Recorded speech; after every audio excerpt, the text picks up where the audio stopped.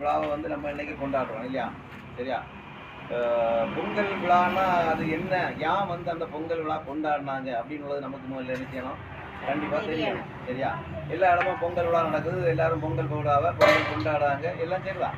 சரியா? ஏன் வந்து இந்த பொங்கலை அவங்க சிறப்பிக்கிறாங்க அப்படின்னு நம்ம பார்க்க போனோம்னா, நிறைய ஊர்களில் வந்து என்ன செய்கிறாங்க, இந்த பொங்கலை வந்து ஒரு பெரிய திருவிழா மாதிரியே நடத்துகிறாங்க. இப்போ நம்மளும் வந்து நம்ம ஊரில் என்ன செய்வோம், 48 பானையில் கோயிலை சுற்றி பொங்கலை போட்டு ஒரு பெரிய கொண்டாட்டமாக அது நடந்தது. சரியா? காரணம் என்னன்னா, இந்த விடுமுறை நாட்களில் பலரும் என்ன செய்யாங்க, வேறு வெளிநாட்டில் இருந்தாலும் சரி, உள்ளூரில் இருந்து வெளியில் எங்கே இருந்தாலும் சொந்த ஊருக்கு வராங்க. வந்து என்ன செய்யாங்க, ஒரு 4 நாள் அல்லது ஒரு 3 நாள் குடும்பத்தோடு தங்கி, குடும்பத்தோடு சமைச்சு, குடும்பத்தோடு உறவாடி, நல்ல ஒரு என்ஜாய்மெண்ட் பண்ணிட்டு என்ன செய்யாங்க.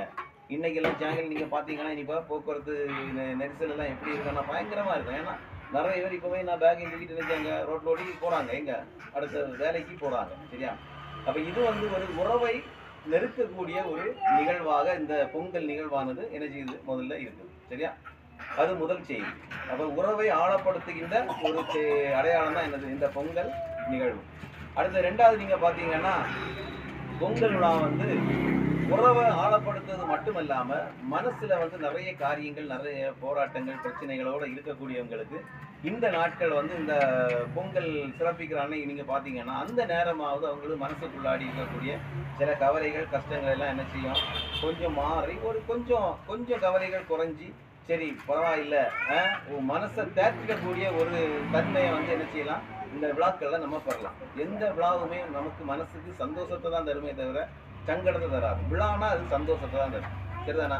அப்போ அதே போல் பொங்கல் விழான்னு சொல்லக்கூடிய ஒரு சந்தோஷத்தை, ஒரு மகிழ்ச்சியை தரக்கூடிய ஒரு விழா. அங்கே பாருங்கள், இன்னைக்கு நம்ம பொங்கல் பண்ணியிருக்கிறோம், நான் ஒரு தட்டில் வைக்கிறோம். சரியா? சாப்பிடுகிற நேரத்தில் இனிப்பு கொஞ்சம் குறைவாக இருந்தால் கூட சரியா, கொள்ளலாம், நல்லா இருந்தது, சரியா அப்படின்னு சொல்கிறோம்.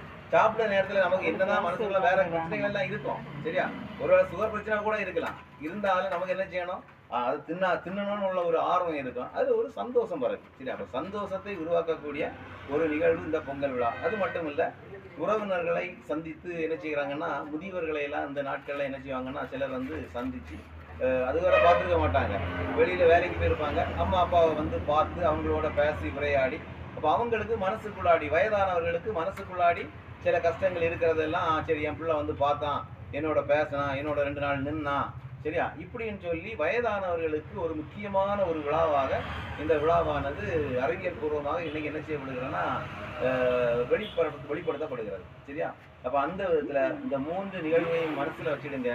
ஒன்று வந்து உறவை ஆழப்படுத்தக்கூடியது, 2வது மகிழ்ச்சியை சம்பாதிக்கக்கூடியது, 3வது வந்து வயதானவர்களை ஒரு மகிழ்ச்சிப்படுத்தக்கூடிய ஒரு விழாவாக இந்த பொங்கல் விழா இடம்பெறுகிறது.